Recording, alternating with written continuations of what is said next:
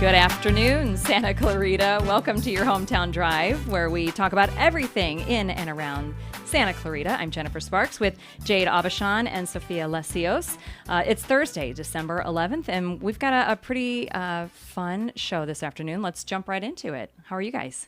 I'm doing great. I love our new little song there. It makes me want to do a little Charlie Brown dance. It's pretty catchy. The backstory still makes me giggle. We were kind of, the three of us, like putting together different sounds that we like, different, different beds. And okay, let's pick one.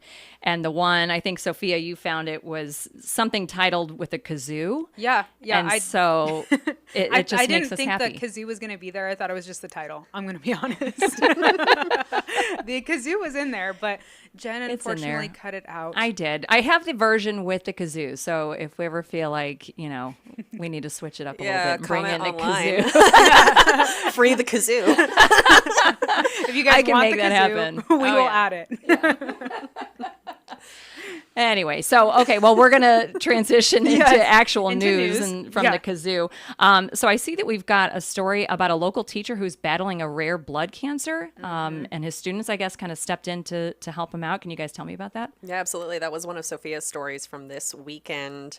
We were very lucky to have these people reach out to us. They are Stevenson Ranch resident, and they reached out to be added to our holiday light guide list. And Sophia, you ended up talking to them. I did, yeah. So it started as a health scare with a teacher. His name is Eli Hawk. He actually does not teach in Santa Clarita, but he does live and partially work out here. So it started as a health scare. He said that he was feeling something in his leg when he was visiting his college student daughter, who was actually over in San Luis Obispo. And he felt something weird in his leg, kind of ignored it. He's been in health for a while now, so he just kind of ignored it, thought that it might have been a pain. Looked into it when he got back because it just started getting worse. And one day he just woke up and couldn't even walk on his leg. So he went to the doctor, found out that he had multiple blood clots in both of his legs. The following day or week, I think it was, got worse, had blood clots in his arms as well. Had to undergo surgery, take those out, and I'm just going to fast forward through this. Turned out he had a very, very, very rare blood cancer. And so rare that he has been dealing with this during summer, and just now, 2 weeks ago, just got the actual medication that is going to help him. So he's been struggling. He lost about, I think he said, 60 pounds in the last 4 months. Oh, my God. And it has just been night and day, completely different. He's always been very active. So it was just a very bad transition for him because this is something that he has never dealt with before in his life. He's always been a very healthy person. So when he was able to come back to school and actually start teaching, his biggest thing during the Christmas time, and he's just been known for this in his neighborhood, is decorating his entire house, and it looks kind of like Disneyland. He has thousands of lights on his property. I see their story on our website, hometownstation.com, and these photographs are great. Well, he's really talented. He is. He's really talented. But his biggest thing this year was because of his health that he wasn't able to do that. One thing so he teaches sports medicine. One thing that his kids love him for is because he always steps in. He always helps out his students as much as he can. So when they found out that he's probably not going to be decorating his house this year, his students actually offered to completely decorate his house over 2 weekends, put up, I think it's over 300,000 lights that he has. Yeah. They even have an actual train that's built around a tree that's in his front yard, and it moves and everything with lights. Wow. Amazing, right? Yes. Yeah. No, that's fantastic. So he had 10 students come out, completely decorate his house. They did everything for him. And instead this year, because of the fact that he now has cancer and he wants to bring awareness to this types of rare cancers, his house, if you come by, it is also a fundraiser to now raise money for cancer research. Well, and I see so far they've already raised $7,000, I think. Is that right? Mm-hmm. Jeez. Yeah. Yeah. And there's still 2 or 3 weeks, well, easily 2 weeks, maybe beyond, obviously, of Christmas season. So hopefully they'll double that, maybe even more. I That's hope great. so too. But I just thought it was so sweet that his students came out. He doesn't even teach out here. He teaches at St. Joseph's Medical. I'm sorry, that is the medical center that he went to.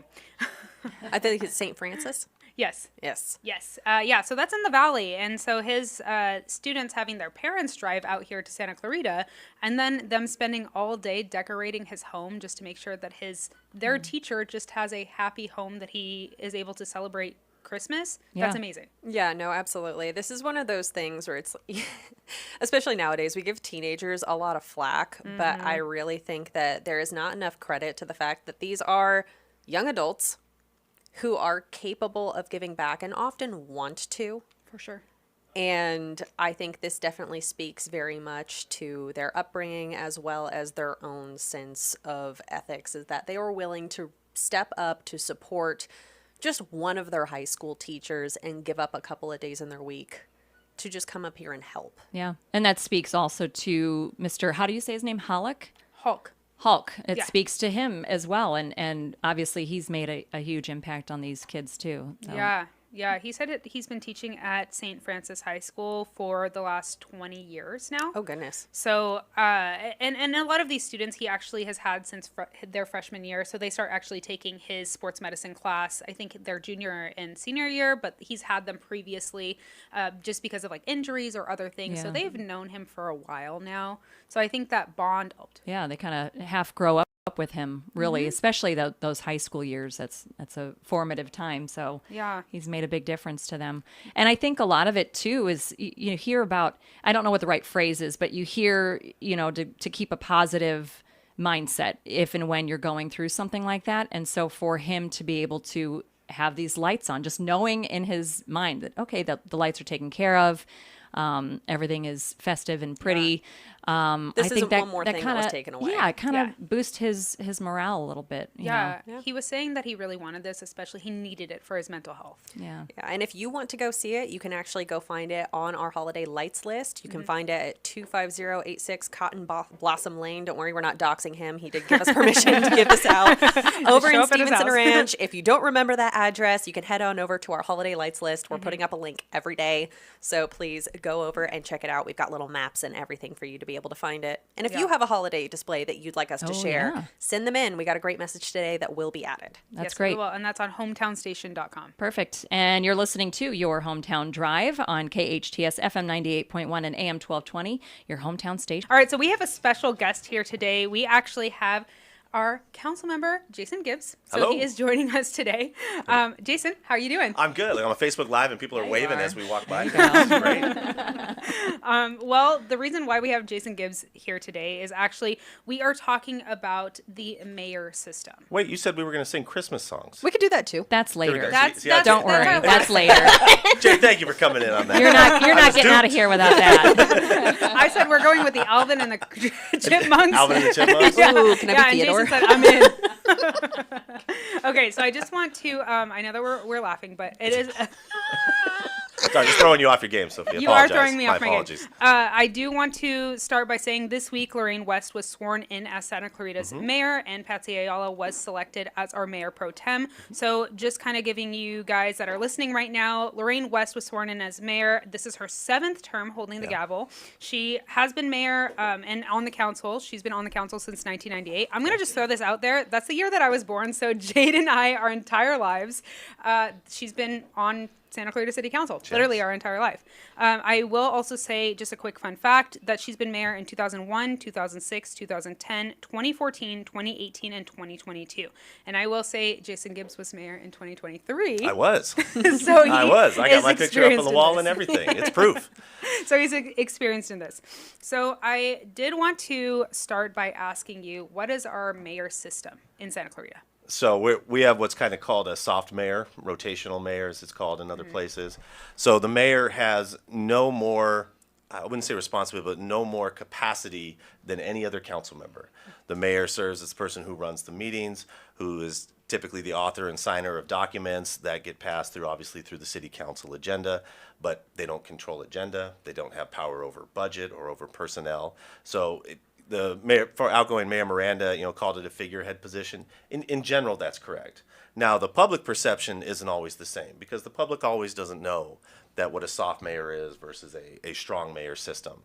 So you obviously, whenever we have the election and the rotations, you always see a lot of buzz and discussion about how the mayor comes in. I think I was reading one post today that literally said, wait a minute, I didn't get to vote for the mayor. Well, no, you didn't. Because we're not. That's correct, because we don't have a directly elected mayor.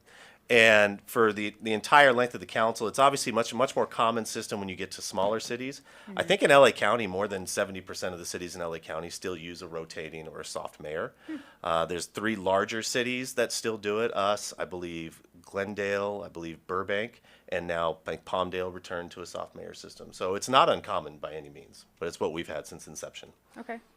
So what would because I hear this and admittedly, I don't know a lot about, how local government is operated and that kind of thing. So great. And we're in good hands. We can all learn together.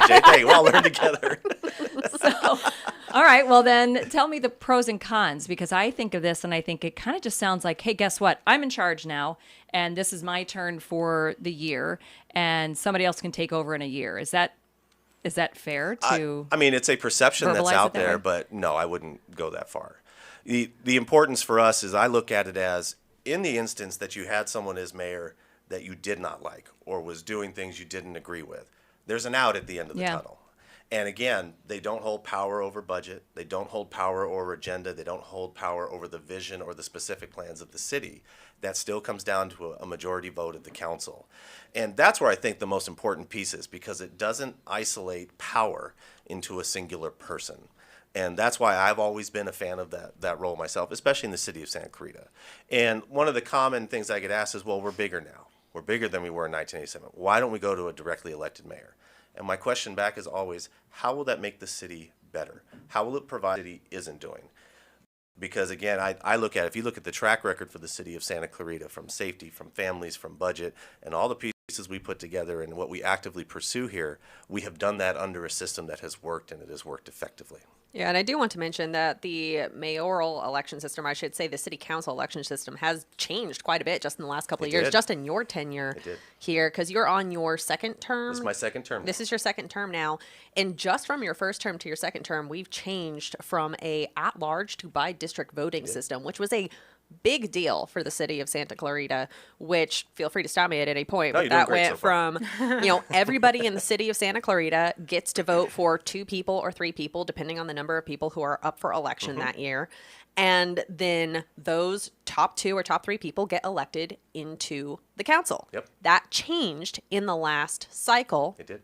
So now we have 5 specific districts. Only 2 seats have so far been elected under those by district voting rules. Your seat, Correct. of which you were the only person to file in your I district. was. So we didn't even have to put you on the budget. I know, wasn't that crazy? Yeah, it was great. Someone told me I voted for you in the last election. I said, I know you're lying. You to are me. a liar. You're lying to me. And then of course, the other was our newest city council member, now pro tem, Patsy Ayala. So there are a lot of changes coming. So now we do have our next 3 seats. Yes. So that would be outgoing Mayor Bill Miranda, who's now just a council member. Yep. And he currently said that he's retiring. Yeah, so Right, he's not he gonna be announced at the yeah. meeting he wouldn't be seeking re-election. Mm-hmm. Yeah. And then we have our now Mayor Lorraine West and council member Marcia McLean. And all Who of their does not seats live in her district. who does not live in their district. So we are going to be seeing some interesting shakeups in the next election, which is next year. Well, yeah. Yeah. 26. Yep. November of 26. So things are changing, and I think it's going to be interesting to see how that impacts our current council system and even potentially the next couple of years. Oh, it'll definitely be impactful, and it already has been. A lot of people looked at the system from a standpoint of we're going to get new people simply from the idea that districts has forced people out of the ability to run. And there was, there's no getting around that. That is accurate, because we had, I believe, 3 council members at the time who all lived in a close enough geographical area that it would put them in the same district. And it even made 2 areas of the city, San Canyon, the far east side of Santa Clarita, and the North Valencia, did not in that area. And that's what you're going to see now coming forward with districts 2, 4, and 5 that are up for re-election, is you have current council members that don't live in those areas. So unless a council member decides to uproot their life and move for the sake of running again, you are going to have new people in those seats. And some people were looking for that. My problem with it is again, it goes back to the comment I made before about the mayor, is everyone wanted this idea of district elections. I said, well, show me how the city has not been serving the entire community of Santa Clarita as an at-large council. And I have not been able to find a good example of it, or anybody to say, well, it's because if I had districts, then I know I could get this done over here. But if you go back and look through the spending of the city across our time as a formation, since we've been formed as a city, we don't isolate where we spend our money. We always do what's best for the entire community. That may start changing, not because it should, but because you're going to get elected officials who now serve a district who are going to feel that they have to serve those people in very specific manners because their reelection will demand it. And we haven't seen it yet, but we're going to watch that play out over time. And I think the next 2 or 3 cycles we'll really see if you get people who are district-based who really start talking at the council about, well, I want this for my district.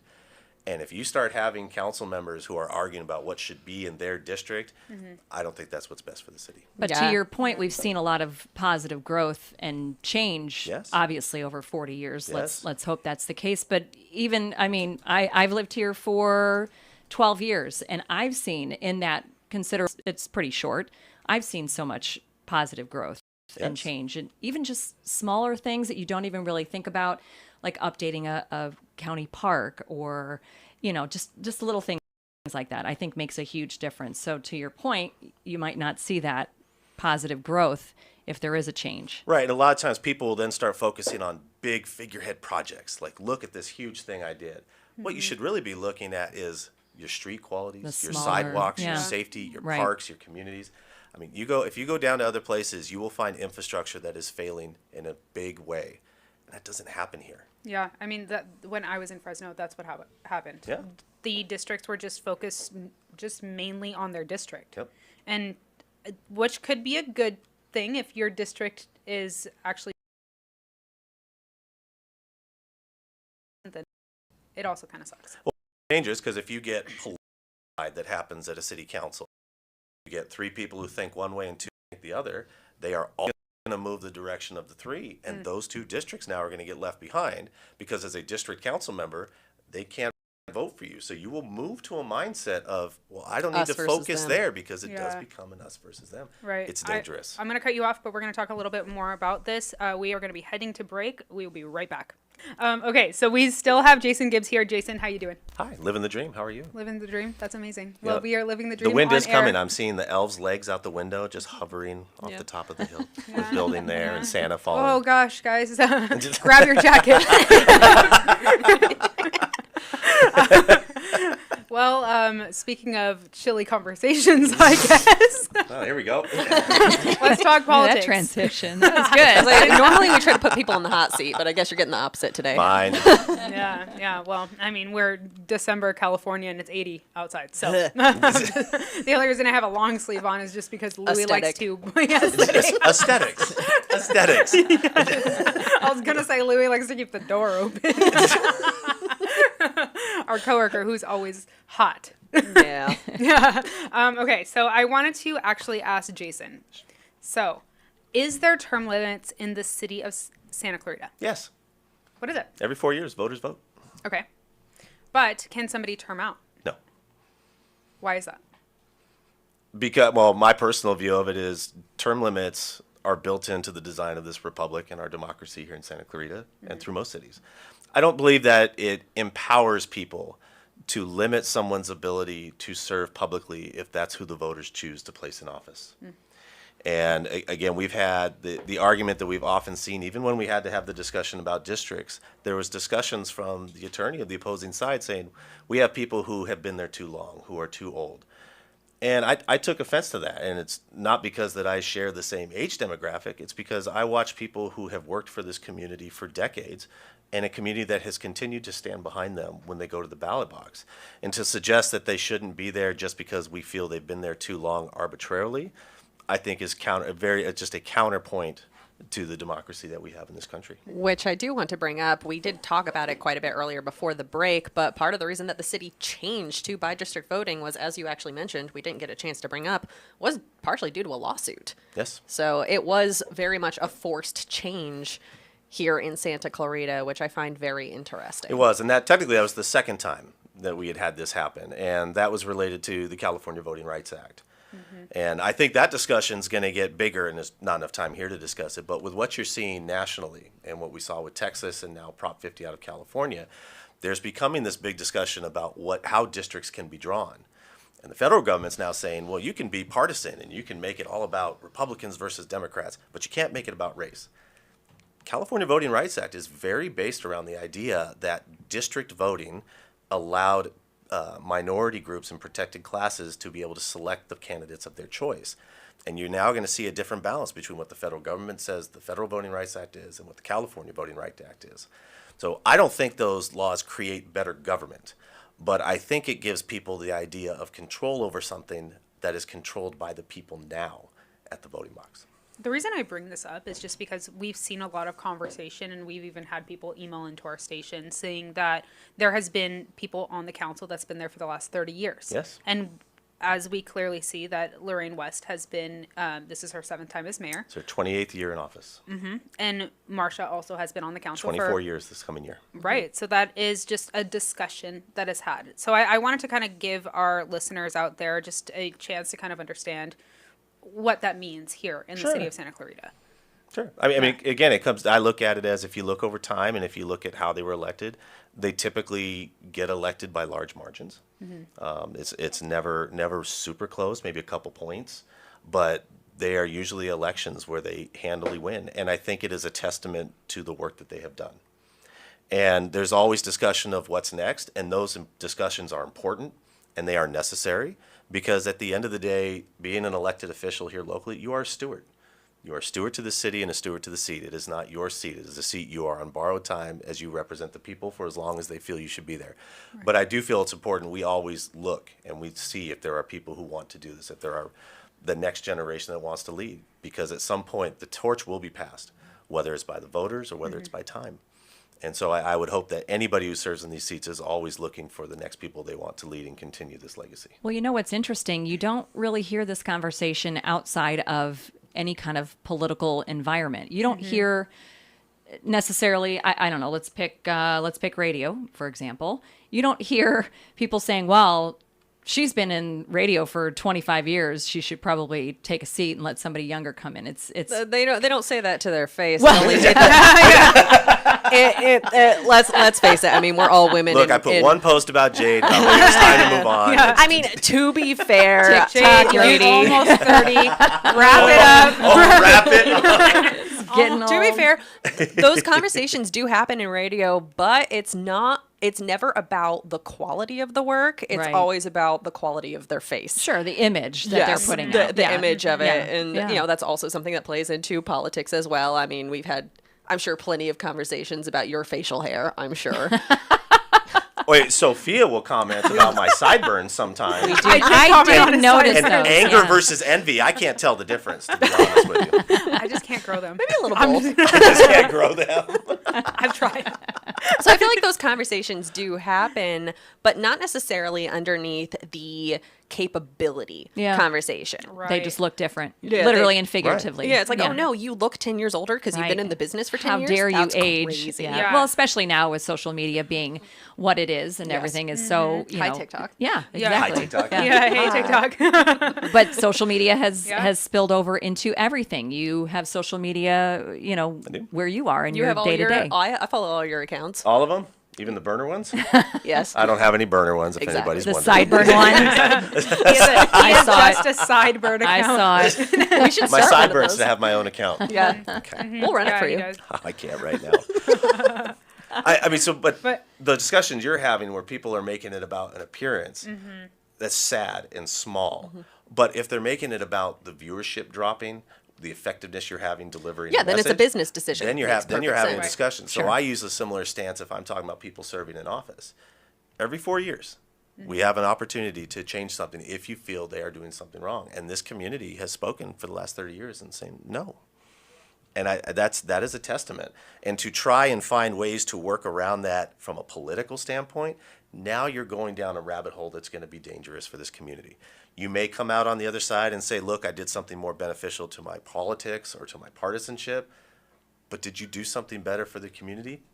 Time will decide that. Yeah, and I think would argue no. That's a Time will great decide. point. Like, especially as a voter, I would argue that the place where your vote has the most weight is in your local elections. Yes. Not only because it is a smaller circle, but I mean, look, there's a lot of politicians I could call. I could text you. You can. I can text you, and we got you in here with how much warning? A couple I hours? gave, Couple what, hours? Yeah, 2 hours, Couple hours? that I just called you and was like, hey. Yeah. So for anybody whose email I didn't respond to, I apologize. I That's just my bad. missed That's it. my bad. Yeah, I we will have take- we I have will take blackmail the blame. material. Don't blame him. Blackmail material. The envelope. Yes. We'll do that for next time. Yeah. Do not bring that up. It's too late. It's okay. They'll edit that. We are live on air. Well, there that is. Who is they? They is a great question. This was all AI generated. You know how many questions we've gotten about our daily recap videos that keep asking if it's AI generated? It's fascinating. Really? Oh my goodness. Really? Do they really? Yes. I have not seen that. So why don't Yes. you start making some AI ones and just plug them in once in a while Yeah. and see if how Yeah. obvious I'll save it that. is. I'll save that for special occasions. Okay. Yeah, it's crazy. Anyway, Jason, we truly Hi. appreciate you being here. Thank you. It's truly, my pleasure. Actually, I do You're really welcome. appreciate you being here because I will say that I have a little bit of ignorance when it comes to politics, but I think talking with somebody who's in it on a daily basis is super helpful. Good. Anytime. Yeah. I did also want to kind of ask one more question. Okay. So, can you explain for people that don't know what the difference between a mayor/city government is versus a council slash? I'm sorry. Yeah, I did say that right. Mayor/council government versus a council/manager government. Yeah, in general. So obviously we're a city manager run form of government. So the city manager is the top executive of the council. He is elected by the council, and that is one of two people that we hire. So we hire the city manager and we hire the city attorney. Every level underneath the city manager is done by him. In our case, Mr. Striplin. When you get to the form of governance where the mayor is starting to run things, then the mayor, sometimes the city manager actually is hired and reports directly to the mayor. The mayor and the city manager will often do agendas and do budgets together. And the council is not a part of that. In our instance, the city manager controls the agenda. If the council wishes to add to the agenda, we can, but you can't do it unilaterally. That disappears when you start having that strong mayor form of government where the mayor can actually control the agenda. So our form of government still requires consensus. It still requires a majority of the council to move items for discussion. Got it. And, Okay. those are your real big differences. It's, I don't it's the think power placement. Yeah, I just wanted to bring that up just because I don't think a lot of people realize how much power our city manager actually has. It does. Or how little And- power inversely our mayor has. Correct. Correct. Yeah. And I always argue with you, and people think about that and they say, well, the city manager then is a much stronger position than the council. Yeah. Yes. I would argue no, only in the sense of it is the job of the council to lay vision, to lay policy, the 5-year strategic plan.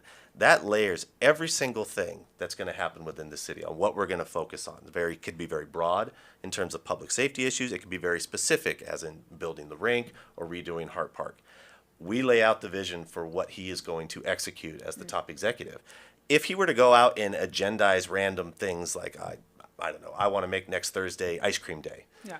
It would make no sense. If he brought policies or brought items forward that don't fall into our policies, that wouldn't make any sense. And so while he may have the power to do that, it would be a very foolish move to do that because he's going against the directive of the council. So yes, he has power, he controls agenda, but his agenda is driven by the policy of the council. Okay, that makes sense. I don't think a lot of people realize that. I mean, Sure. I have worked in different areas, and so a lot of the places that I've worked at, I'll just throw out Fresno or Yakima or Tri-Cities, Washington. Those actually had a mayor-run government rather than the manager. So it was different for me when I started working in Santa Clarita to see that quite opposite. Right?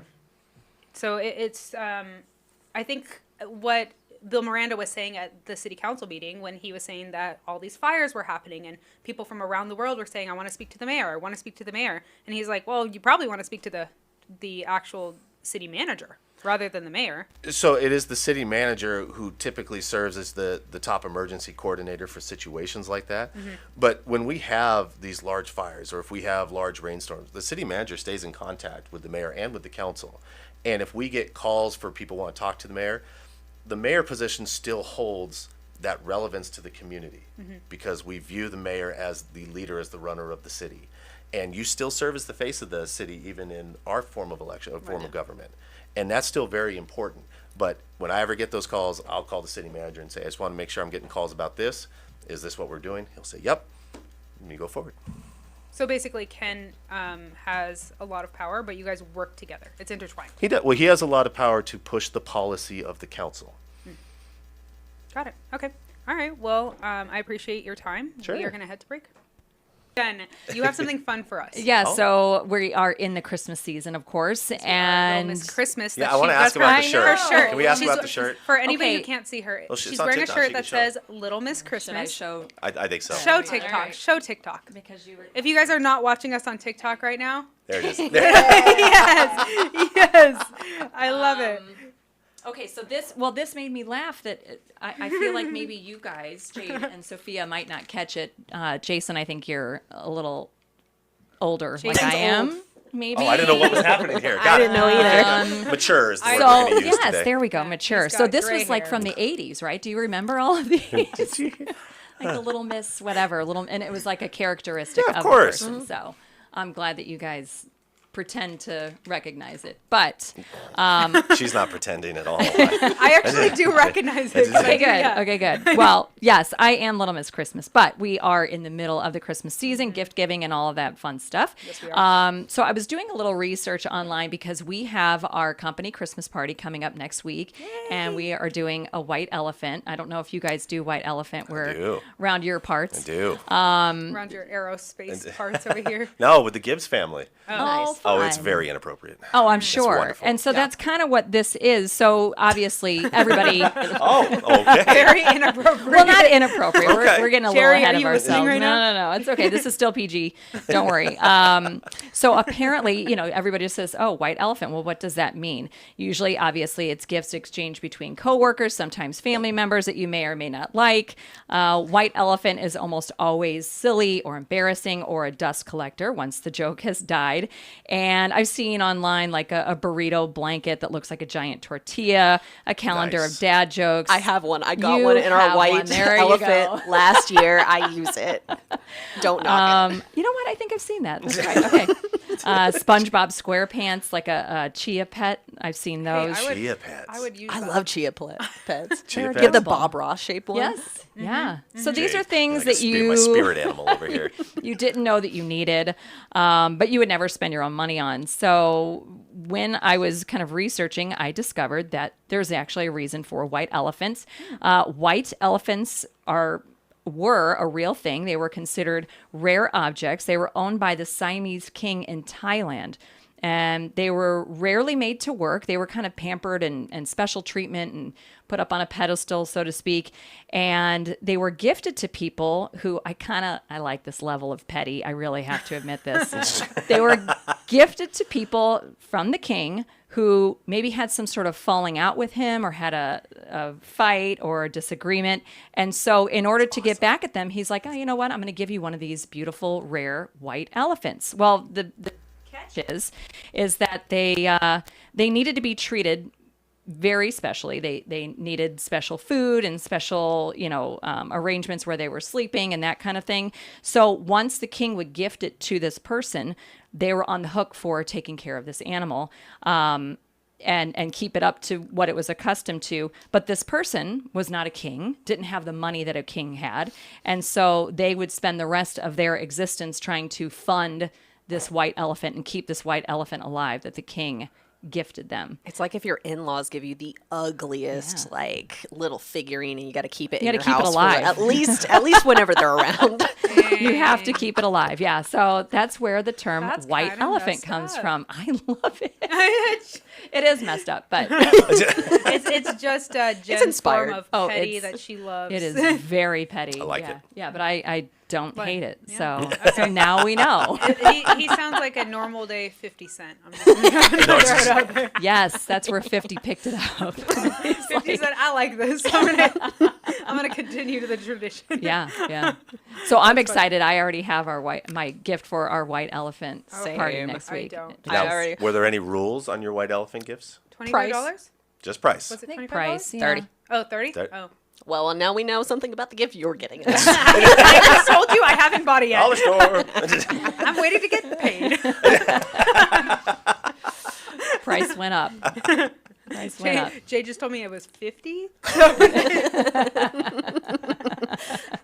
Yeah, only if I get it, though.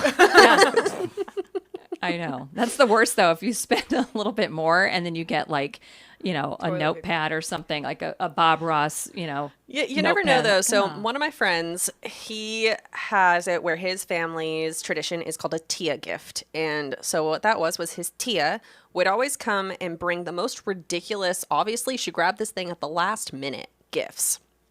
So it became a tradition where it's essentially a white elephant, but worse in our friend group. Let me put it this way. One year, 8 of us separately went to various thrift stores and antique shops and got a lot of really cursed looking dolls entirely Oh, separately and ended up exchanging all of them. It is something where you walk into a store, the first thing you walk in and see that is just weird, and you're like, no one would ever want that. If it's under a certain price point, we Make had that a purchase. plastic wrapped double VHS set of Braveheart one year that we walked around and exchanged. So that is a I feel Tia like Jason gift. would like that. Absolutely. If actually. it's on Dude, beta. it's amazing. I made this haunted Barbie doll one time. It was fantastic. Anyway, I can't recommend it enough. Sounds creepy. Do you still have it? Yeah. Yes, of course. I can show you photos. I will Guess show what you you're photos getting after on this. Tuesday? And yes, the party. Braveheart's amazing. Oh, Yeah, you want my the VHS goodness. Braveheart's set? amazing. One of my friends still has it. No, thank you. It was such a long movie. It needed No, 2 thank video you. cassettes. Yep. No, gracias. Hey. Anyway, I can't recommend it enough if you don't have your own traditions, making your own version of a white elephant. Shout Yeah. out to my friend Tom's Tia. Well, I like it. You guys who are listening right now know that we're going to have a weird white elephant. Just throwing that out. I get paid to be here, man. So I you try have to tune bring in. them to the next week when you guys do the show. Bring Yes. them. Show everybody what everyone got. Yeah. Assuming it's all appropriate. I'm assuming True. Jason's going to show up. Well, yeah, honestly. of course. Yeah. I'm going to show up to what? Our white elephant. I wasn't invited. Oh, Yeah, well, yeah. now you Oh, are. well. Oh, On look air. at that. Yeah, if you want to Jerry, hang I've been out. invited. There you go, Jerry. Okay, guys. Well, that's all we have time for today. I am Sophia Lesios. I'm Jade Abishon. And I'm Jen Sparks. You're listening to your Hometown Drive. Local stories, local voices, your Hometown Drive.